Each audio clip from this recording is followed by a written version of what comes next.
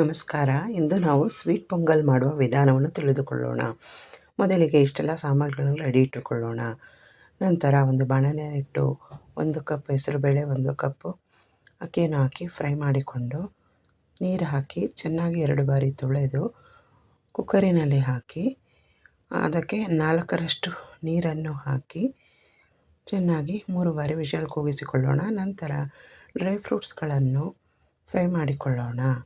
Fry ಮಾಡಿ ಇಟ್ಟುಕೊಂಡ dry ಫ್ರೂಟ್ಸನ್ನು ತೆಗೆದಿಟ್ಟುಕೊಂಡು, ನಂತರ ಸ್ವಲ್ಪ ತುಪ್ಪವನ್ನು ಹಾಕಿ ಬೆಲ್ಲ ಕರಗಿಸಿ ಅದಕ್ಕೆ ಸ್ವಲ್ಪ ಕಲ್ಲಿ ಸಕ್ಕರೆಯನ್ನು ಹಾಕಿ ಬೆಲ್ಲ ಕರಗಿದ ನಂತರ ಬೇಯಿಸಿಟ್ಟುಕೊಂಡ ಹೆಸರುಬೇಳೆ ಮತ್ತು ಅಕ್ಕಿಯನ್ನು ಹಾಕಿ ಚೆನ್ನಾಗಿ ಮಿಕ್ಸ್ ಮಾಡಿ ಒಂದು ಅರ್ಧ ಕಪ್ ಹಾಲನ್ನು ಹಾಕಿ ಫ್ರೈ ಮಾಡಿಟ್ಟುಕೊಂಡ ಡ್ರೈ ಫ್ರೂಟ್ಸ್ಗಳನ್ನು ಹಾಕಿದರೆ ಸ್ವೀಟ್ ಪೊಂಗಲ್ ಸವಿಯಲು ಸಿದ್ಧ. Please do share, like and subscribe. ಧನ್ಯವಾದಗಳು.